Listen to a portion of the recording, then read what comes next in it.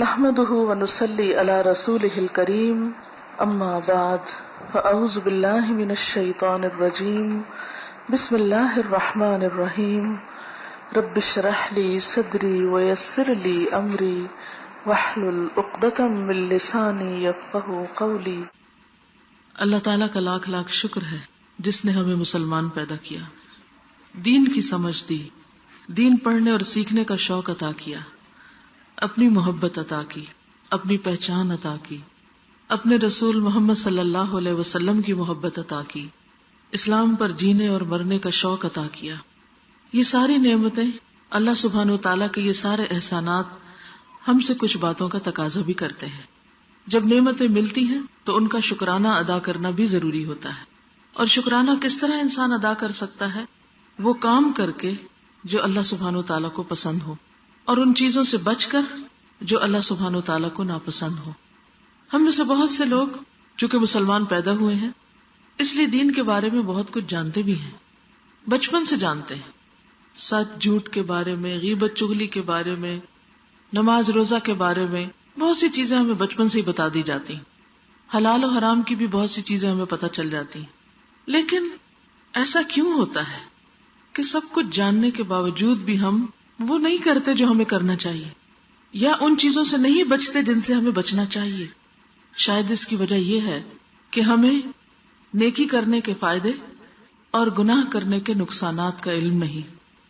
کیونکہ جب انسان کو کسی چیز کا فائدہ پتہ چلتا ہے تو یہ ہو نہیں سکتا کہ انسان پھر اس چیز کے پیچھے نہ جائے، اور جب اس کو کسی کام کا نقصان پتہ چلتا ہے تو پھر یہ ہوتا نہیں کہ انسان اس چیز سے بچے نہ۔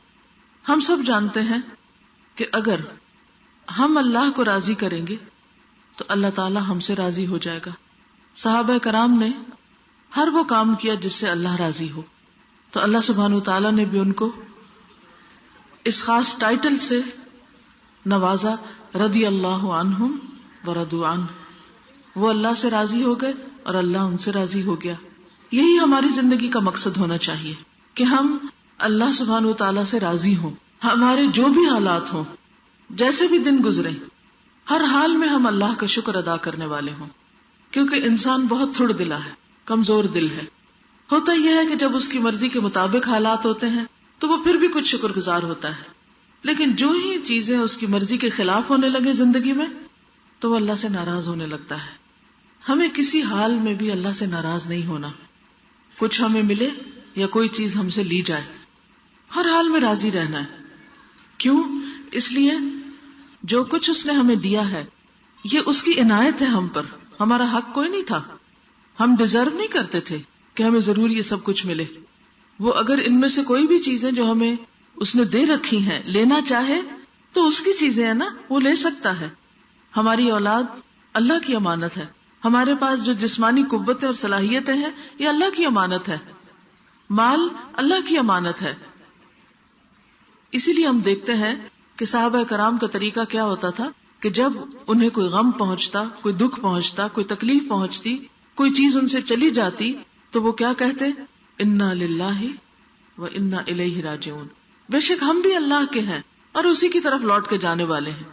یعنی کوئی چیز چلی گئی تو کوئی بات نہیں، ہم نے بھی چلے جانا ہے۔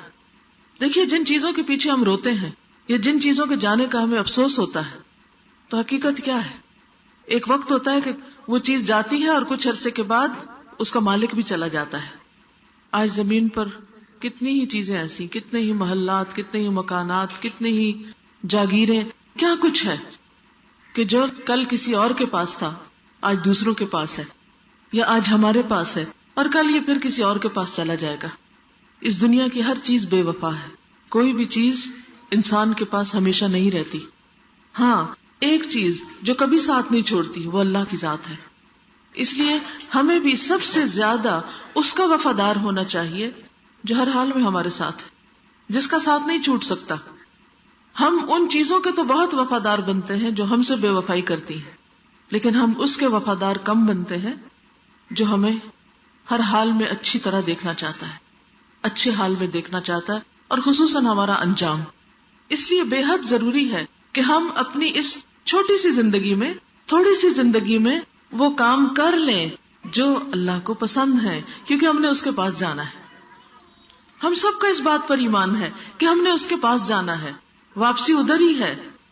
اس لیے ان کاموں کی طرف توجہ کریں جو اس کو خوش کر دے، اور اسی طرح ان ساری چیزوں سے بچیں جو اسے ناراض کرتی ہیں، کیونکہ ہمیں اس حال میں اس سے نہیں ملنا کہ وہ ہم سے ناراض ہو، کیونکہ یہ سب سے بڑا خسارہ ہوگا، سب سے بڑا نقصان ہوگا، سب سے بڑا گھاٹا.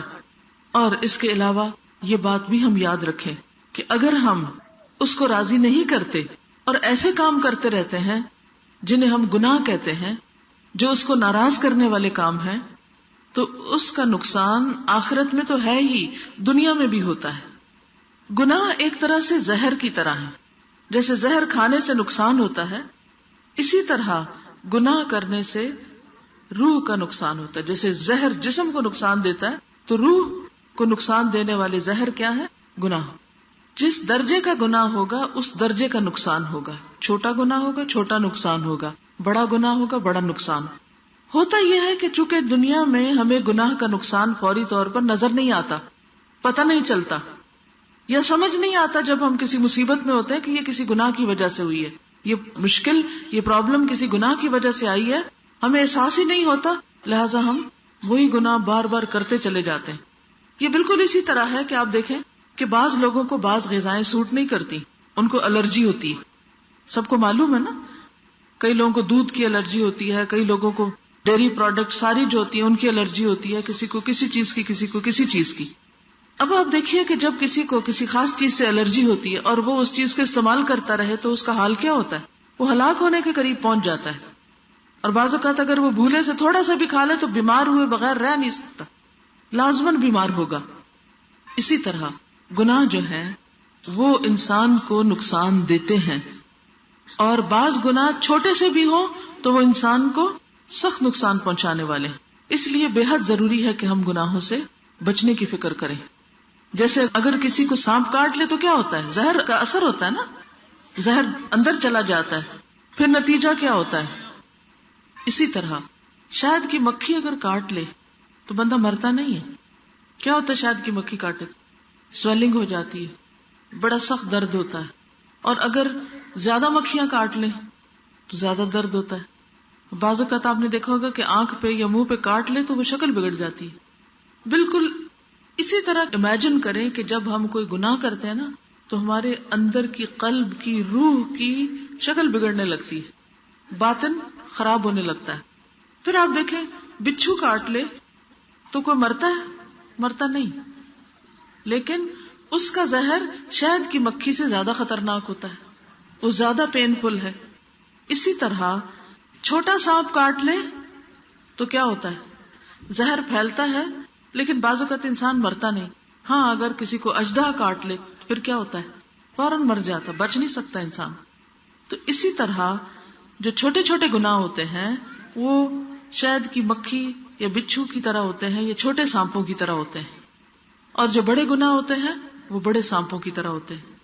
اور یہ ایک حقیقت ہے کہ جیسے حدیث میں آتا ہے نا کہ قبر میں سانپ چھوڑ دیا جاتا ہے، تو یہ سانپ کیا ہوتا ہے؟ دراصل وہ قبر کا سانپ کیا چیز ہے؟ انسان کے گناہ. اسی طرح جہنم میں بھی سانپوں کا ذکر آتا ہے، تو وہ سانپ کیا ہے؟ انسان کے گناہ. انسان نے خود اپنے لیے وہ سزا اکٹھی کی. تو اس لیے بے حد ضروری ہے کہ انسان گناہوں سے بچے. جب کسی بات کا پتہ چل جائے کہ یہ دین میں منع ہے تو اس کو چھوڑ دے، چاہے کتنا بھی دل چاہ رہا ہو. اور اس وقت اپنے آپ کو یہ سمجھے کہ نہیں مجھے تو سانپ کاٹ جائے گا. سانپ سے ڈرتے ہیں؟ کبھی انسان دور سے بھی دیکھ لینا تو روح فنا ہو جاتی. کتے سے ڈرتے ہیں؟ ایک دفعہ بھونکے تو کیا ہوتا ہے؟ خون تیز ہو جاتا ہے، ہاتھ پاؤں ٹھنڈے ہونے لگتے ہیں اور ایسا لگتا ہے مر ہی جائیں گے ابھی. تو اسی طرح گناہ جو ہیں یہ بھی ایسے ہی نقصان دہ ہیں، اتنے ہی خطرناک ہے بلکہ اس سے زیادہ. کیونکہ دنیا میں تو انسان کو کیا ہوتا ہے، کوئی کتا کاٹ دے تو ٹیکے لگا دیتے ہیں یا اور اسی طرح کی دوائی شوائی دے کے کچھ درد کا علاج کر کے اسپتال داخل کر لیتے، انسان ٹھیک ہو جاتا ہے پھر سے. لیکن گناہ سے جب تک انسان توبہ نہیں کرتا وہ کاٹا اندر ہی رہتا ہے، وہ زہر اندر ہی رہتا ہے، اور پھر کیا ہوتا ہے؟ اس سے نقصان ہوتا ہے. آپ دیکھیں کہ جو ابلیس تھا، ابلیس کون تھا؟ شیطان تھا، کان من الجن، جنوں میں سے تھا. لیکن سب کا سردار تھا، جنوں کا بھی سردار تھا اور فرشتوں کا بھی بڑا بنا ہوا تھا. کیوں بڑا بنا تھا؟ کس چیز سے؟ عبادت سے، نیکی سے. تسبیح کرتا تھا، تکبیر، اللہ کی بڑائی بیان کرتا تھا، ذکر کرتا، عبادت کرتا، اللہ کے آگے سجدے کرتا، سب کچھ کرتا تھا. بے حد نیک تھا، بڑا پائس. آپ سوچیں کہ جیسے کوئی بہت بڑے مولانا ہوں، کوئی بہت بڑے بزرگ ہوں، کوئی بہت بڑے نیک بندے ہوں، لیکن جب اس نے اللہ کی ایک بات نہیں مانی اور اس بات پہ اڑ گیا تو پھر کیا ہوا؟ اس پر لعنت ہوئی، اللہ تعالیٰ اس سے ناراض ہو گیا. کیا اس نافرمانی نے اس کو نقصان دیا؟ اس گناہ نے ابلیس کو نقصان دیا کہ نہیں دیا؟ دیا نا. تو اس سے کیا بات ثابت ہوتی ہے؟ ابلیس نے کس بات سے انکار کیا تھا؟ سجدے سے. تو آج اگر کوئی شخص نماز نہیں پڑھتا، کیا اس کو نقصان ہوگا؟ اس کو نقصان ہوگا. کوئی یہ نہ کہ کوئی بات نہیں، اللہ معاف کرنے والا ہے. تو اگر اللہ تعالیٰ اسی طرح معاف کرنے والے ہوتے تو پھر ابلیس کو معاف کر دیتے نا، جب وہ اکڑ بگڑ رہا تھا. تو اس کا قصور یہ تھا کہ اس نے انکار کیا، اور پھر جب اللہ تعالیٰ نے پوچھا کہ کیوں انکار کیا تو حجتیں کرنے لگا. اس انکار پہ ڈٹ گیا، توبہ نہیں کی، معافی نہیں مانگی. چلیے ایک اور مثال ہے حضرت آدم علیہ السلام کی اور حضرت حوا علیہ السلام کی. کیا ان سے کوئی غلطی ہوئی تھی؟ کیا کیا تھا انہوں نے؟ شیطان کی بات مان کے وہ پھل کھا لیا جس سے منع کیا گیا تھا. نقصان ہوا نا نقصان. کہاں سے نکال دیے گئے؟ جنت سے.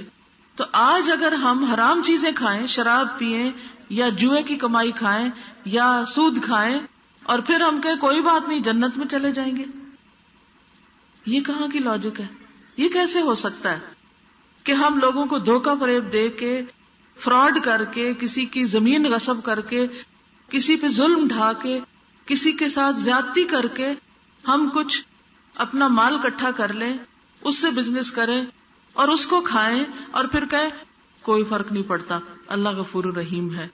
اگر اللہ تعالیٰ اسی طرح غفور الرحیم تھے تو آدم علیہ السلام کو بھی کہنا اچھا آدم بھول گیا تو کوئی بات نہیں، خیر ہے، جانے دیا تجھ کو. نہیں، جنت سے بھی نکالا گیا اور جو جنت کے کپڑے تھے وہ بھی لے لیے گئے. صرف یہ نہیں کیا گیا کہ جنت سے نکالے گئے، گھر سے بھی نکالے گئے، لباس بھی لے لیا گیا. تو اسی طرح ابلیس جو ہمارا دشمن ہے وہ کیا چاہتا ہے کہ جیسے آدم علیہ السلام کو جنت سے نکلوایا تھا اس نے، وہ ہمیں بھی جنت میں جانے نہ دے. وہ راستے میں بیٹھا ہوا ہے، وہ ہر وقت بہکاتا ہے اور وہ ہر ایک کو بہکاتا ہے. کبھی نہ سوچیں کہ ہم بڑے نیک ہیں، ہم نے تو قرآن پڑھ لیا ہے اور ہم تو بڑے علامہ بن گئے ہیں اور ہم تو بڑے پارساں ہیں، اس لیے ہمیں شیطان کچھ نہیں کہہ سکتا. نہیں، شیطان دشمن ہے اور دشمن جب تک اپنا وار کر نہ لے وہ چین سے نہیں بیٹھتا. وہ آگے سے بھی آتا، وہ پیچھے سے بھی آتا، وہ دائیں طرف سے بھی آتا، وہ بائیں طرف سے بھی آتا، اور وہ انسان کو اپنے گھیرے میں لینے کی کوشش کرتا ہے، وہ چھوڑتا نہیں ہے. اس لیے ہم سب کو نمبر 1 یہ پتا ہونا چاہیے اللہ کو کیا پسند ہے کیا نہیں. ویسے بھی پتا ہونا چاہیے، کیونکہ جس شخص سے آپ کو محبت ہوتی ہے آپ یہ معلوم کرنے کی کوشش کرتے ہیں اچھا اس کو کیا پسند ہے اور کیا پسند نہیں. کیوں پتا کرتے ہیں؟ تاکہ جو اس کو پسند ہے وہ کام کرے اور جو اس کو نہیں پسند وہ نہ کرے. تو اللہ سبحانہ وتعالیٰ سے بھی اگر ہمیں محبت ہے تو ہمیں شوق لگ جائے گا کہ مجھے پتا کر کے چھوڑنا ہے اللہ تعالیٰ کو کیا پسند ہے اور کیا پسند نہیں. اور اس کے لیے پھر آپ کیا کریں گے؟ قرآن پڑھیں گے، حدیث پڑھیں گے اور معلوم کرنے کی کوشش کریں گے کہ اللہ تعالیٰ کیا چاہتے ہیں ہم سے. یہ جتنے بھی لوگ قرآن پڑھتے ہیں نا ان کا یہی دراصل شوق ہوتا ہے، یہی پیچھے غرض ہوتی ہے کہ اور پتا کریں اور معلوم کریں. اور جب ان کو پتا چل جاتا ہے تو پھر ان کی کوشش ہوتی ہے کہ کچھ کریں بھی. تو پہلی چیز ہے پتا کرنا، لیکن خالی پتا کرنا کافی نہیں ہے. پتا کرنے کے بعد اس چیز کو عمل میں لانا بڑا ضروری ہے اور ان گناہوں سے بچنا ضروری ہے جو اللہ سبحانہ وتعالیٰ نے بچنے کے لیے کہے ہیں، ورنہ وہ گناہ زہر کی طرح انسان کو نقصان دینے والے ہیں. پھر اسی طرح آپ دیکھیں یونس علیہ السلام جب اللہ سبحانہ وتعالیٰ کا حکم آنے سے پہلے اپنی قوم کو چھوڑ کے چلے گئے تھے تو کیا ہوا؟ کشتی میں بیٹھے، کشتی ڈوبنے لگی تو انہوں نے ان کو اٹھا کے باہر پھینک دیا، مچھلی کے پیٹ میں چلے گئے. وہاں جا کر انہوں نے کیا پڑھا؟ لا الہ الا انت سبحانک انی کنت من الظالمین. نہیں کوئی الہ مگر تو پاک ہے، میں ظالموں میں سے، میری غلطی ہے. میری غلطی ہے. یہ کون کہہ رہے ہیں؟ اللہ کے پیغمبر کہہ رہے ہیں. آدم علیہ السلام پیغمبر ہیں، پہلے انسان ہیں. وہ کہتے ہیں ربنا ظلمنا انفسنا وان لم تغفر لنا وترحمنا لنکونن من الخاسرین، کہ اللہ ہم نے اپنی جانوں پہ ظلم کیا، اگر تو نے ہم کو معاف نہ کیا اور ہم پہ رحم نہ کیا تو ہم ضرور نقصان اٹھا جائیں گے. اس لیے بے حد ضروری ہے کہ انسان اپنی غلطیوں کو دیکھتا رہے، اپنی کوتاہیوں پہ نظر رکھے، اور پہلی بات کرے نہ. لیکن یہ ہو نہیں سکتا کہ غلطی نہ ہو، کیونکہ ہم انسان ہیں، غلطیاں ہوں گی. جب غلطی ہو جائے تو کیا کریں؟ معافی مانگ لیں، توبہ کر لیں، واپس پلٹ آئیں. ضد نہیں، اصرار نہیں، تعویلیں نہیں، حجتیں نہیں، بہانے نہیں. اللہ کو وہ لوگ پسند ہیں جو اپنی غلطی مان جاتے ہیں. اور اللہ سبحانہ وتعالیٰ نے حضرت یونس علیہ السلام کے لیے کہا اگر وہ تسبیح نہ کرتے تو وہ مچھلی کے پیٹ میں رہتے، قیامت کے دن تک اس سے نہ نکالے جاتے. تو اس سے یہ بھی پتہ چلتا ہے کہ گناہ کی وجہ سے جب انسان کسی مصیبت میں پڑتا ہے تو جب تک توبہ نہ کرے اس سے باہر نہیں نکلتا.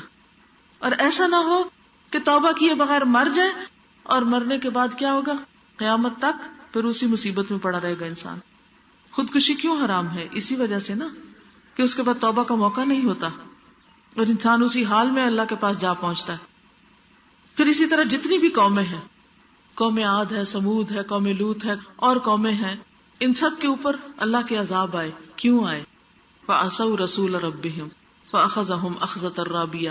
انہوں نے اپنے رب کے رسولوں کی نافرمانی کی تو ان کو بڑھتی چڑھتی پکڑ نے آ پکڑا، ان کی پکڑ ہو گئی.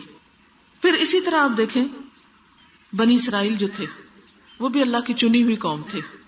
اللہ سبحانہ وتعالیٰ قرآن پاک میں فرماتے ہیں انی فضلتکم علی العالمین، میں نے تمہیں سارے جہان پہ فضیلت دی، تمہیں چن لیا. لیکن جب چنے ہوئے لوگ، چنی ہوئی قوم، جب اس نے اللہ کی نافرمانی کی تو کیا ہوا؟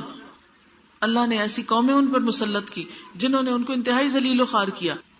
تاریخ اگر ہم پڑھیں تو پتہ چلتا ہے کہ کچھ ایسے بادشاہ گزرے ہیں جیسے ٹیٹس ہے، بخت نصر ہے، انہوں نے ان پہ چڑھائی کر دی، ہلاکو خان کی شکل میں ان کے اوپر عذاب بھیجا. اور پھر کس طرح مسلمانوں کے خلیفہ کو مارا گیا، بوری میں بند کر کے ڈنڈوں سے مار مار کے اس کو مارا گیا. کہاں وہ اتنی عزت و شان و شوکت، اور کہاں یہ عالم. یہ کیوں ہوا؟ اللہ کے احکامات سے دوری کی وجہ سے ہوا، آپس کی لڑائی اور فتنے اور فرقے کی وجہ سے ہوا. تو جب اللہ کی نافرمانی کوئی قوم کرتی ہے تو آخرت سے پہلے دنیا میں بھی اس کی پکڑ ہو جاتی ہے. حضور صلی اللہ علیہ وسلم نے فرمایا جب میری امت میں گناہوں کی کثرت ہو جائے گی تو اللہ تعالیٰ خواص و عوام سب پر اپنا عذاب اتارے گا، یعنی پھر سب اس کی لپیٹ میں آئیں گے. حضرت ام سلمہ فرماتی ہیں یہ سن کر میں نے حضور صلی اللہ علیہ وسلم سے پوچھا یا رسول اللہ کیا اس وقت صالح اور نیک بندے نہیں ہوں گے، یعنی نیک بندے ختم ہو جائیں گے؟ آپ نے فرمایا کیوں نہیں ہوں گے. میں نے کہا پھر ان کے ساتھ کیا معاملہ ہوگا، کیا وہ بھی بیچ میں پس جائیں گے؟ آپ نے فرمایا جو اور لوگوں پہ افتاد آئے گی وہ ان پر بھی آئے گی، پھر اللہ تعالیٰ کی جانب سے ان کی بخشش ہوگی اور ان کے لیے اللہ کی رضامندی اترے گی. یعنی اگر انسان کسی ایسے علاقے میں رہتا ہے کہ جہاں کوئی وبا پھوٹ پڑتی ہے، کوئی زلزلے میں لوگ مر جاتے ہیں یا کچھ سیلاب آ جاتا ہے، تو اب یہ تو نہیں ہوتا کہ نیک لوگوں کو الگ کر دے اور صرف برے لوگوں کو بہائے. اگر زیادہ گناہ ہونے لگے کسی بستی کے اندر تو آفت سب کو تباہ کر دیتی ہے، پھر نیک لوگ اپنی اپنی نیتوں پہ اٹھائے جائیں گے، لیکن دنیا میں ان کی بھی ساتھ پکڑ ہو جاتی ہے. تو اس لیے یہ بہت ضروری ہے کہ انسان خود بھی گناہوں سے بچے اور دوسروں کو بھی روکنے کی کوشش کرے کہ تم ایسا نہ کرو، اللہ کو ناراض نہ کرو. انسان اپنے گھر سے شروع کرے، اپنے رشتہ داروں سے شروع کرے، اپنے محلے شہر والوں سے شروع کرے، اور جہاں جہاں تک انسان کا بس چلے انسان دوسرے انسانوں کو بھی نیکی کی طرف بلائے اور برائی سے روکے. پھر اسی طرح ہم دیکھتے ہیں نبی صلی اللہ علیہ وسلم نے فرمایا ان الرجل لیحرم الرزق بالذنب یصیبہ، آدمی اپنے گناہوں کی وجہ سے رزق سے محروم ہو جاتا ہے. یعنی اچھی بلی نوکری ہوتی ہے، اچھی بلی جاب ہے، اچھا بلا بزنس ہے، اچانک ڈاؤن فال ہو جاتا ہے اور انسان کبھی کہتا ہے اس نے مجھے نظر لگا دی، کبھی کہتا ہے اس نے میرے ساتھ یہ برا کیا، اس نے جادو کر دیا، فلانے نے یہ کر دیا. اس طرح کی باتیں ہم کرتے ہیں، یہ بھول جاتے ہیں کہ ہماری بھی کوئی غلطی ہو سکتی ہے، اللہ کی کوئی ناراضگی بھی ہو سکتی ہے. تو ایسے موقع پر دوسروں کو بلیم کرنے کی بجائے توبہ استغفار کریں، کیونکہ اللہ کا وعدہ ہے. حضرت نوح علیہ السلام کی زبانی اللہ سبحانہ وتعالیٰ نے سب کے لیے میسج دیا فَقُلْتُ اسْتَغْفِرُوا رَبَّكُمْ إِنَّهُ كَانَ غَفَّارًا. میں نے کہا اپنے رب سے معافی مانگ لو، بے شک وہ معاف کرنے والا ہے. یرسل السماء علیکم مدرارا، وہ تم پر آسمان سے خوب بارشیں برسائے گا. ویمددکم باموال وبنین، اور تمہیں مال اور بیٹوں سے نوازے گا. وَيَجْعَلْ لَكُمْ جَنَّاتٍ، اور تمہارے لیے باغات تیار کرے گا. وَيَجْعَلْ لَكُمْ أَنْهَارًا، اور تمہارے لیے نہریں جاری کر دے گا. یہ استغفار کے فائدے ہیں. تم اللہ سے معافی مانگ لو، اللہ یعنی تمہارے رزق میں، اولاد میں برکت پیدا کر دے گا. لیکن ہم میں سے کتنے لوگ ہیں جو واقعی سچے دل سے اپنے گناہوں کو یاد کر کے روئیں اور اللہ سے معافی مانگے اور اللہ سے توبہ کرے تاکہ ان کی مشکلات آسان ہوں. پھر آپ دیکھیے کہ نبی صلی اللہ علیہ وسلم نے فرمایا، ڈر ہے کہ دنیا کی قومیں تم پر ہر طرف سے اس طرح ٹوٹ پڑیں گی جس طرح بھوکے کھانے کے پیالے پہ ٹوٹ پڑتے ہیں. اس طرح مسلمانوں کے اوپر ساری اقوام ٹوٹ پڑیں گی، ہر طرف سے لوگ ان کے اوپر حملہ کریں گے. صحابہ نے عرض کیا، یا رسول اللہ صلی اللہ علیہ وسلم، کیا اس وقت ہماری تعداد کم ہوگی؟ یعنی ہم تھوڑے رہ جائیں گے کہ سارے ہمیں دبانے آ جائیں گے؟ آپ نے فرمایا، اس وقت تمہاری کثرت ہوگی، تعداد بہت زیادہ ہوگی، لیکن تمہاری حالت اس وقت سیلاب کے خس و خاشاک کی طرح ہوگی. یعنی جیسے بارش آتی ہے نا، سیلاب چلتا ہے تو اوپر کانٹے اور چھوٹے موٹے تنکے وغیرہ بہنے لگتے ہیں. تمہارے دشمنوں کے دلوں سے تمہارا روب اٹھ جائے گا اور تمہارے دلوں میں وہن پیدا ہو جائے گا. پوچھا گیا وہن کیا ہے؟ فرمایا زندگی سے محبت اور موت سے نفرت. تو بات یہ ہے کہ زندگی سے جب محبت ہوتی ہے نا، اس دنیا سے محبت، تو پھر انسان دن رات کس چیز میں لگا دیتا ہے؟ صرف اس دنیا کو بنانے میں، اسی کو سنوارنے میں، اسی کو خوبصورت کرنے میں، اسی کے اندر اور ترقی کرنے میں، اور آخرت کو بھول جاتا ہے اور آخرت کا ذکر بھی نہیں کرتا، موت کی بات بھی نہیں کرتا. اگر کوئی کرے تو کیا کہتے؟ تم تو ڈراتے ہی رہتے ہو، موت کی بات سننا بھی نہیں چاہتے. یعنی موت کا ذکر نہ ہونا انسان کو گناہوں پہ اور شیر کر دیتا ہے. کون سی چیز انسان کو گناہوں سے بچنے میں مدد دیتی ہے؟ موت کا ڈر، کہ مرنا ہے، خدا کو جواب دینا ہے، مرنے کے بعد کیا ہوگا، قبر میں کیا ہوگا، جان کیسے نکلے گی، قیامت کے دن کہاں اٹھیں گے. یہ ساری چیزیں انسان کے اندر ڈر پیدا کرتی ہیں. تو پھر انسان اس دنیا میں شرافت سے زندگی بسر کرتا ہے. تو اس لیے بے حد ضروری ہے کہ انسان گناہوں سے بچے. ایک عام گناہ جو ہم خواتین میں بہت پایا جاتا ہے وہ ہے دوسروں کی غیبت چگلی، دوسروں کی برائیاں کرنا. جہاں بیٹھے کسی نہ کسی کے خلاف باتیں شروع کر دینا اور پھر ختم ہی نہ کرنا، کرتے چلے جانا. اس کے بارے میں کیا حکم ہے؟ نبی صلی اللہ علیہ وسلم نے فرمایا، مسند احمد کی روایت ہے، جب مجھے معراج کے لیے لے جایا گیا، شب معراج پہ، ویسے تو لوگ شب معراج بڑی مناتے ہیں لیکن یہ نہیں پتا کہ اس دن ہوا کیا تھا، کہ مجھے جب لے جایا گیا تو مجھے ایسے لوگوں پر سے گزارا گیا جن کے ناخن تانبے کے تھے، وہ ان سے اپنا منہ اور سینے نوچ رہے تھے. میں نے جبریل سے پوچھا، یہ کون لوگ ہیں، یہ کیوں اپنا منہ نوچ رہے ہیں؟ انہوں نے کہا، یہ وہ لوگ ہیں جو انسانوں کا گوشت کھایا کرتے تھے، یعنی غیبت کرتے اور ان کی آبرو ریزی کرتے، یعنی ان کی بے عزتی کرتے. تو آج یہ اپنے آپ کو خود بے آبرو کر رہے ہیں کہ منہ پہ کچھ بھی لگ جائے تو انسان کو کتنی شرم آتی ہے، تو میں کسی کو کیا منہ دکھاؤں گا. تو قیامت کے دن ایسے لوگ اپنے منہ چھیل رہے ہوں گے. لیکن ہم میں سے کتنے لوگ ہیں جو ڈر کے اس بیماری سے باز آ جائیں اور یہ نہ کریں. بعض اوقات کوئی ایسی ضرورت نہیں ہوتی، صرف کچھ عادت ہوتی ہے، منفی ذہن ہوتا ہے، ہر ایک میں برائی نظر آتی ہے. کچھ لوگوں کی عادت ہوتی ہے کہ انہیں سیدھی چیز بھی الٹی نظر آتی ہے، ہر وقت بدگمانی کرتے ہیں، دوسروں کے بارے میں برا سوچتے ہیں، کوئی ان کا اچھا بھی کرے اس کے لیے بھی برا سوچیں گے. یہ وجہ ہوگی کیونکہ شیطان ہمارے دل میں وسوسے ڈالتا ہے. وہ وسوسے ڈالتا ہے، فلاں نے تمہارے خلاف بات کی ہے کوئی، اچھا، پھر وہ شروع ہو جاتا ہے تجسس کرنا، پھر اس کے بعد وہ زبان سے ایسی باتیں نکالنے لگتا ہے. نتیجہ کیا ہوتا ہے؟ انسان وہ کرنے لگتا ہے جو شیطان کو خوش کرتا ہے اور رحمان کو ناراض کرتا ہے. اب کس طرح انسان اس سے رکے؟ انسان یہ سوچے کہ آج میں اگر کسی کے پیچھے پڑ گیا ہوں نا، کسی کی بے عزتی کر رہا ہوں، کسی کی باتیں کر رہا ہوں، کسی کے خلاف بول رہا ہوں، تو کل یہ اپنے پہ ہی پلٹے گا. اس لیے مجھے اپنی خاطر کسی کے ساتھ برا نہیں کرنا، نہ سامنے نہ اس کے پیچھے. اب اس کی پہچان کیسے ہو کہ آپ کسی کی برائی کر رہے ہیں؟ جو بات آپ کسی کے سامنے نہ کہہ سکے، آپ کو ڈر ہو کہ یہ شخص ناراض ہو جائے گا مجھ سے، تو پھر آپ کیا کریں؟ سامنے تو کہہ نہیں سکے، پیچھے اس کی بری بات کریں. پھر یہ کہ اس کی بے عزتی کرائیں، اس کی عزت گنوائیں، اس کا امیج خراب کریں، تاکہ اس کو لوگ برا سمجھے اور مجھے اچھا سمجھے. بعض اوقات یہ جذبہ ہوتا ہے نا کہ اپنے آپ کو بڑا عقل مند ثابت کرنا ہوتا ہے، تو دوسرے کو انسان ذلیل کرنے لگتا ہے. پھر اسی طرح نبی صلی اللہ علیہ وسلم نے فرمایا لوگوں پر ایسا زمانہ آئے گا کہ اسلام کا صرف نام رہ جائے گا. لوگ کہیں گے ہم مسلمان ہیں لیکن مسلمانوں والی کوئی عادت ان میں نہیں ہوگی. اب اسلام کی سب سے پہلی پہچان کیا ہے؟ سلام. آج کتنے لوگ ہیں جو ایک دوسرے کو سلام کرتے ہیں؟ آپ کسی بازار مارکیٹ میں چلے جائیں، کیا کوئی کسی کو سلام کرتا نظر آتا ہے؟ ہارڈلی. لوگ ایک دوسرے کے پاس سے گزرتے منہ موڑ کے چلے جاتے. گھر میں ایک دوسرے کو سلام نہیں کرتے. حالانکہ نبی صلی اللہ علیہ وسلم نے اس کے بارے میں کیا فرمایا؟ خدا کی قسم جس کے قبضے میں میری جان ہے، تم جنت میں جا نہیں سکتے، جنت میں جا نہیں سکتے جب تک کہ تمہارے اندر ایمان نہ ہو. اور ایمان آ نہیں سکتا کہ جب تک کیا نہ ہو، آپس میں محبت نہ کرو.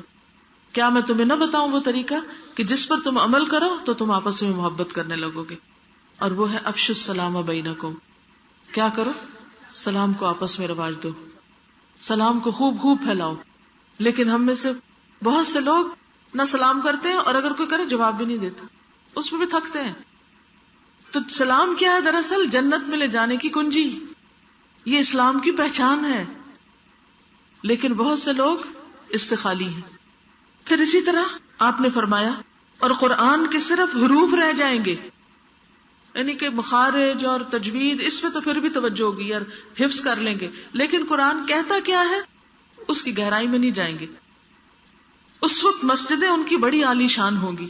آج آپ دیکھیں مشرق مغرب میں ہر طرف بڑی بڑی مسجدیں لوگوں نے بنا رکھی ہیں، مگر ہدایت سے خالی، اس میں دین کی تعلیم نہیں ہوگی. آپ دیکھیں بہت سی مسجدوں کا حال کیا ہے کہ لوگ وہاں نماز پڑھتے ہیں اور بس مسجد بند، کوئی درس نہیں، کوئی تدریس نہیں، کوئی کسی کو ہدایت کی بات نہیں کرتا. ان کے علماء آسمان کے نیچے بسنے والوں میں سب سے زیادہ برے لوگ ہوں گے. یعنی جو دیندار طبقہ ہوگا وہ سب سے برا ہوگا، جو بظاہر دین کا بڑا نام لینے والے ہوں گے. تو اس سے بھی بہت ڈرنا چاہیے ہمیں. اگر اللہ نے دین کا شوق دیا، دین کا علم دیا ہے، تو ہمیں اللہ سے ڈرتے رہنا چاہیے. انہی سے فتنے کھڑے ہوں گے. فتنے کس سے کھڑے ہوں گے؟ دین والوں سے فتنے کھڑے ہوں گے. دین والے فتنے اٹھائیں گے، دین کے نام پہ فتنے اٹھائیں گے اور گھوم کر انہی میں لوٹ آئیں گے، خود ہی بھگتیں گے پھر اس کو.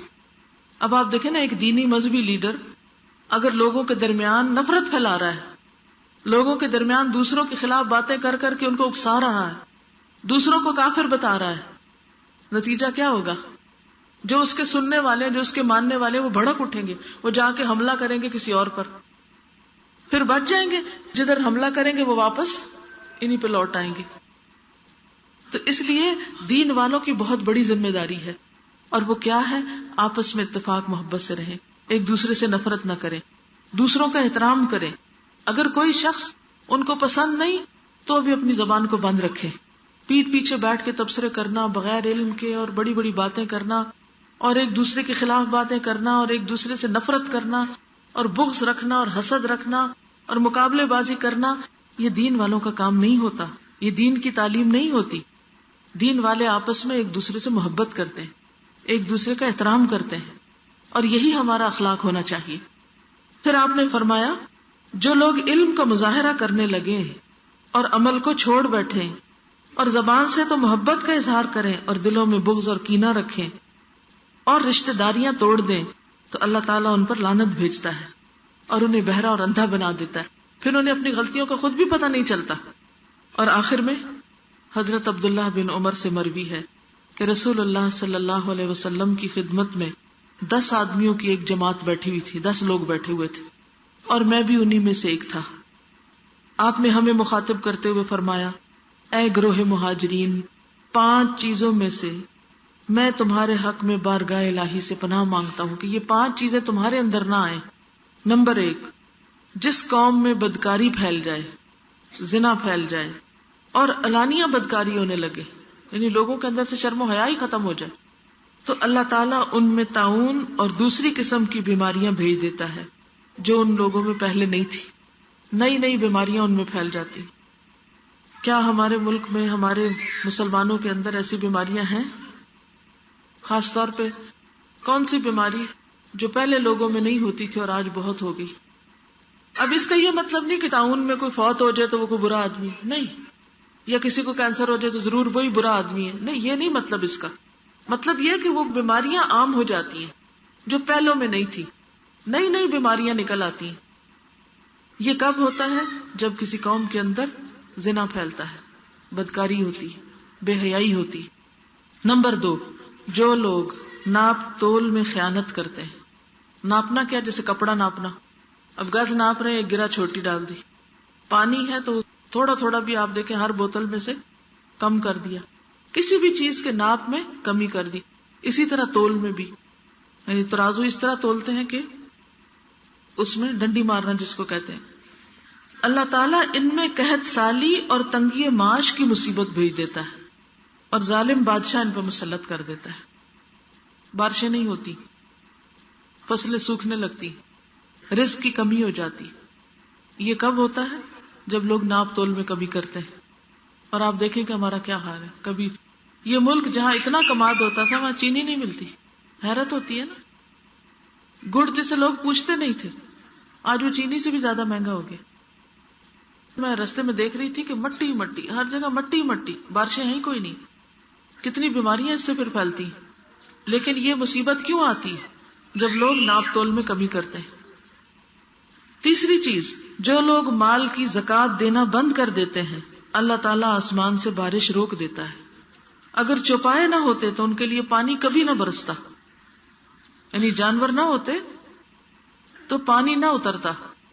آج آپ دیکھیں کہ جو مالدار ہیں وہ زکوٰۃ نہیں دیتے، جو غریب ہیں وہ غریب تر ہوتے چلے جاتے ہیں. زکوٰۃ کو بھی لوگ طرح طرح کے ہیلے بہانوں سے روک لیتے ہیں. کبھی کہتے ہیں ہم نے اپنے بچوں میں بانٹ دیا، اب زکوٰۃ کی ضرورت نہیں. کبھی کہتے ہیں زیور پر تو نہیں زکوٰۃ ہوتی، کبھی کسی طرح کبھی کسی طرح. کئی لوگ جب حکومت زکوٰۃ کاٹتی تو ایک دن پہلے پیسے نکال لیتے ہیں بینک سے، پھر جب کٹ جاتی پھر ڈال دیتے ہیں، اور خود بھی نہیں نکالتے، حکومت کو بھی نہیں لینے دیتے. پھر اسی طرح چوتھی چیز، جو لوگ عہد توڑ دیتے ہیں اللہ تعالیٰ ان پہ باہر کا دشمن مسلط کرتا ہے جو ان کی مملوکہ چیزوں میں سے بعض چھین لیتا ہے. نمبر 5، ان کے ائمہ یعنی امام اللہ تعالیٰ کے دین اور اس کی کتاب پر عمل کرنا چھوڑ دیتے ہیں تو اللہ تعالیٰ ان کو آپس میں لڑا مارتا ہے. یعنی جب علماء قرآن نہ پڑھیں، نہ پڑھائیں، نہ اس پر عمل کریں تو پھر کیا ہوتا ہے؟ فرقہ واریت ہوتی ہے، کیونکہ ہر کوئی اپنے امام کی بات کر رہا ہے اور دین کے نئے نئے رستے نکال لیے تو ان کے اندر سے اتحاد ختم ہو گیا. اب کیا لوگ آپس میں لڑنے لگتے، کیونکہ جو شخص قرآن پر عمل کرتا ہو تو وہ لازماً اللہ سے ڈرتا ہوگا، اور جو اللہ سے ڈرے وہ کسی کے خلاف ناروا بات نہیں نکال سکتا. اور جب کوئی کسی کے خلاف بولے گا نہیں تو لڑائی کہاں سے ہوگی؟ لڑائی کہاں سے شروع ہوتی ہے؟ جب ایک دوسرے پہ ناحق الزام لگائے جاتے ہیں، ناانصافی کی جاتی ہے، زیادتی کی جاتی ہے، تو اس طریقے سے لوگوں کے اندر پھر باہمی لڑائیاں شروع ہو جاتی. اب آپ دیکھیں آج ہم کس کس قسم کے فتنوں کا شکار ہیں اور یہ سب خرابیاں ہمارے اندر پائی جاتی. یہ کس کا نقصان ہے؟ گناہوں کا نقصان ہے. یہ گناہ جب کرتی ہے کوئی قوم تو اس کے اندر یہ مصیبت آتی ہے. تو اس کا حل کیا ہے؟ اس کا حل ہے کہ ہم اجتماعی طور پر توبہ کریں اور ان گناہوں سے بچیں اور ان گناہوں کو چھوڑیں، کیونکہ یہ گناہ دنیا اور آخرت دونوں کو برباد کرنے والے. بلکہ امام ابن القیم تو یہ کہتے ہیں دنیا اور آخرت کی کوئی مصیبت، کوئی خرابی، کوئی تباہی اور بربادی اور بیماری ایسی نہیں جس کی اصل وجہ اور اصل سبب گناہ نہ ہو. یعنی جب گناہ ہوتے ہیں تو دنیا کی مصیبتیں بھی آتی ہیں اور آخرت کی مصیبتیں بھی آتی ہیں. تو اس لیے ہم میں سے ہر شخص کو سچے دل سے رو کر اللہ سے توبہ کرنے کی ضرورت ہے تاکہ ہم دنیا کی مشکلات سے بھی باہر نکلیں اور آخرت کی مشکلات سے بھی بچ سکیں. اور پھر صرف خود نہیں بلکہ دوسروں کو بھی برائیوں سے روکنا ضروری ہے، کیونکہ جو قوم برائیاں ہوتے دیکھے اور ٹس سے مس نہ ہو اور دوسروں کو منع نہ کرے، کوئی کسی پہ ظلم زیادتی کر رہا ہو اور اس کا ہاتھ نہ پکڑے تو ایک دن وہ برائی اس کے اوپر بھی آ جاتی. اور جو کسی کے لیے گڑھا کھودتا ہے خود اس میں گرتا ہے. جو چیز یاد رکھنے کی ہے وہ یہ کہ آج ہم یہاں سے عہد لے کر اٹھیں کہ جس کسی برائی کو ہم برا سمجھتے ہیں اس کو اپنی زندگی سے نکالنا ہے. یوتھ کے لیے خاص طور پر، ینگ گرلز کے لیے خاص طور پر میں یہ کہوں گی کہ آپ اپنی عزت و عصمت کی حفاظت کریں، کیونکہ بہت فتنے پھیل گئے. آپ دیکھیں کہ بچے کے پاس موبائل ہے. آج موبائل کا کیا استعمال ہو رہا ہے سب کو پتا ہے نا. مجھے یہ بتائیں کہ کسی نوجوان لڑکی کے لیے کیا یہ جائز ہے کہ کسی لڑکے سے فون پہ باتیں کرے؟ منع ہے نا، حرام ہے نا، گناہ ہے نا. پھر یہ گناہ کریں گے تو کیا اس کا کوئی نقصان نہیں ہوگا؟ اس کا نقصان ہوگا. آج آپ دیکھیں کتنی طلاقیں ہو رہی ہیں، کتنے گھروں میں بے چینی، کتنے گھروں میں بربادیاں. بیوی ہے تو وہ شوہر کے ساتھ وفادار نہیں، شوہر ہے تو بیوی کے ساتھ وفادار نہیں. بچوں کا کیا بنے گا؟ نسلوں کا کیا بنے گا؟ کس قدر فتنہ فساد پھیلتا جا رہا ہے. ٹیلی فون سروسز کی طرف سے نئی نئی آفرز آتی ہیں، لڑکوں سے باتیں کریں، یہ سروس فری ہے، یہ ٹائم فری ہے، طرح طرح کے سستے موبائل ہیں، اور قوم ہے کہ اس کے اندر جکڑی چلی جا رہی ہے. پھر آپ دیکھیں بعض کہیں نہیں ہم تو کوئی اچھی بات ہی کرتے ہیں، ہم تو کوئی بری بات نہیں کرتے. دیکھیں شیطان اسی طرح پھسلاتا ہے، اچھی باتوں سے ہی چلتا ہے انسان اور پھر جا گڑے میں گرتا پھسل کے. پھر آپ دیکھیں کسی مرد کو ٹیکسٹ میسج کرنا، کیا یہ جائز ہے یا ناجائز ہے؟ یہ ثواب ہے کہ گناہ ہے؟ گناہ ہے، سب کو پتا یہ گناہ ہے. لیکن کتنے ہی لوگ ہیں جو یہ گناہ دن رات کرتے ہیں، اور دن میں کئی کئی بار کرتے ہیں، اور اس سے انجوائے کرتے ہیں، اور اس سے خوش ہوتے ہیں، اسی گن چکر میں لگے رہتے ہیں، وہی دماغ میں چیزیں گھومتی رہتی ہیں. کیا ان کو چھوڑنا چاہیے یا نہیں ان چیزوں کو؟ لیکن کیا یہ اتنا آسان ہے؟ آسان نہیں. ہاں اس وقت آسان ہو جاتا ہے جب انسان اللہ سے مدد مانگتا ہے کہ یا اللہ یہ گناہ ہے، یہ برائی ہے، میں چھوڑنا چاہتی ہوں، تو مجھے توفیق دے، تو مجھ سے چھڑا لے. دیکھیں جب شوہر کو بیوی پر اعتماد نہیں ہوتا نا تو اس کی قدر، اس کی محبت دل میں نہیں رہتی. اور اگر عورت کے پاس سب کچھ بھی ہو، زیور سے بھی لدی ہوئی ہو، کپڑے بھی اچھے پہنے ہوئے ہو، لیکن شوہر کی کوئی توجہ نہ اس کی طرف، کیا اسے کوئی خوشی ہو سکتی؟ کوئی خوشی نہیں زندگی میں ہو سکتی. تو یہ اپنے شوہر کے حق میں بھی خیانت ہو جاتی ہے. اس سے بچنا ہے، اپنی نظروں کی حفاظت کرنی، اپنی زبان کی حفاظت کرنی، اپنے کانوں کی حفاظت کرنی. کیا موبائل کے ذریعے یا ٹیلی ویژن کے ذریعے یا کیسٹ کے ذریعے یا سی ڈیز کے ذریعے گانے سننا جائز ہے کہ ناجائز؟ فحش گانے، بے حیائی والے گانے، عشق و محبت کے گانے جائز ہے؟ نہیں، کیونکہ یہ شیطان انسان کے لیے خوشنما بنا دیتا ہے، ان چیزوں کو خوبصورت بنا دیتا ہے. یہ گناہ کے کام ہے، ان سے بچنا ہے. پھر اسی طرح سود کا لین دین، یہ بھی حرام ہے. جب یہ سود عام ہو جاتا ہے تو اس کا بھی وبال آتا ہے انسانوں کے اوپر. اللہ اور اس کے رسول سے کھلی جنگ ہے. تو جس حد تک انسان ہو سکے اپنے آپ کو اس سے نکالے. جی آپ کچھ کہنا چاہتے ہیں؟ یعنی کھانے میں ایسی چیزیں ہوتی ہیں بعض اوقات کہ جن کے اندر حلال نہیں حرام انگریڈینٹ ہوتے ہیں اور پتہ ہی نہیں ہوتا، اور ہمارے بچے اس کے عادی ہوتے جاتے ہیں، اور پھر جب وہ کھانے لگتے ہیں تو پھر ان کے اندر بے حسی آنے لگتی، پھر وہ ہماری بات نہیں مانتے. اب دیکھیے کہ یہ کھانے میں جو احتیاط نہ کرنا نا، یہ وہ پہلا امتحان ہے جس میں آدم علیہ السلام مبتلا ہوئے تھے. پوری جنت کو چھڑا کے تو ابلیس نے اس چیز کا شوق دلایا کہ جو منع تھی. آج بھی آپ دیکھیں اتنا اچھا ہمارا ملک ہے، اتنی طرح طرح کی نعمتیں ہیں یہاں پر، اتنے زبردست فروٹس ہیں اور حلال چیزیں ہیں، ان کو چھوڑ کے ہم آرٹیفیشل کے پیچھے چل پڑے. تو ان چیزوں کا کس قدر نقصان ہے. تو اس لیے ہم میں سے ہر شخص دیکھے کہ وہ اپنی کل کے لیے کیا بھیج رہا ہے. قرآن پاک میں اللہ تعالیٰ فرماتے ہیں وَلْتَنْظُرْ نَفْسٌ مَا قَدَّمَتْ لِغَدٍ. ہر شخص کو چاہیے کہ دیکھے اپنی کل کے لیے کیا بھیج رہا ہے. جو ہم بولتے ہیں، جو ہم لکھتے ہیں، جو ہم سوچتے ہیں، جو ہم کرتے ہیں، سب لکھا جا رہا ہے، اور کل جب کتاب ملے گی تو سب اس کے اندر لکھا ہوا ہوگا. وآخر دعوانا ان الحمد للہ رب العالمین. دعا کر لیتے ہیں. سبحان اللہ والحمد للہ ولا الہ الا اللہ واللہ اکبر ولا حول ولا قوة الا باللہ العلی العظیم. اللہم صل علی محمد وعلی آل محمد کما صلیت علی ابراہیم وعلی آل ابراہیم انک حمید مجید. اللہم بارک علی محمد وعلی آل محمد کما بارکت علی ابراہیم وعلی آل ابراہیم انک حمید مجید. ربنا آتنا فی الدنیا حسنہ وفی الآخرۃ حسنۃ وقنا عذاب النار. ربنا لا تزغ قلوبنا بعد اذ ہدیتنا وہب لنا من لدنک رحمہ انک انت الوہاب. ربنا ہب لنا من ازواجنا وذریاتنا قرۃ اعین واجعلنا للمتقین اماما. یا اللہ پاک جو کچھ ہم نے پڑھا ہے سنا ہے ہمیں اس پر عمل کی توفیق عطا فرما. یا اللہ تو ہمیں گناہ چھوڑنے کی توفیق دے. اللہ جو باتیں تجھے ناپسند ہیں ہمیں توفیق دے کہ ہم ان کو چھوڑ دیں. یا اللہ ہمیں توبہ کی توفیق عطا فرما. یا رب العالمین تو ہمارے ملک میں امن و امان قائم کر دے. یا اللہ ہمارے گھروں میں امن و امان قائم کر دے. آپس میں سلوک اور محبت پیدا کر دے. یا اللہ تو ہمیں دنیا اور آخرت کی رسوائی سے بچا. یا حی یا قیوم برحمتک نستغیث لا الہ الا انت سبحانک انی کنت من الظالمین. لا حول ولا قوة الا باللہ العلی العظیم. لا الہ الا اللہ وحدہ لا شریک لہ لہ الملک ولہ الحمد وہو علی کل شیء قدیر. لا الہ الا اللہ لا الہ الا اللہ لا الہ الا اللہ لا نعبد الا ایاہ لہ النعمۃ ولہ الفضل ولہ الثناء الحسن. لا الہ الا اللہ مخلصین لہ الدین ولو کرہ الکافرون. اللہم انا نسألک الہدى والتقى والعفاف والغنى.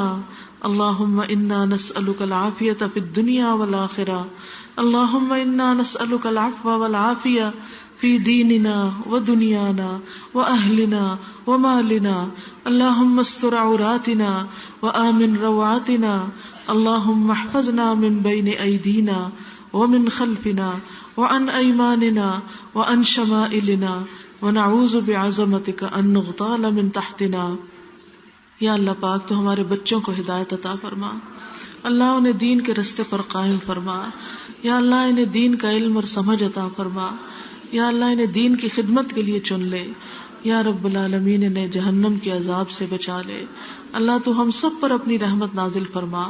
ہم سب کو آخرت کے عذاب سے بچا. اللہ ہمارے شوہروں کو ہدایت عطا فرما. ہمارے بہن بھائیوں کو ہدایت عطا فرما. تمام مسلمانوں کو ہدایت عطا فرما. یا اللہ ہمیں نان مسلم تک بھی دین کا پیغام پہنچانے کی توفیق عطا فرما. اللہ تو اپنی ساری مخلوق پر رحم فرما.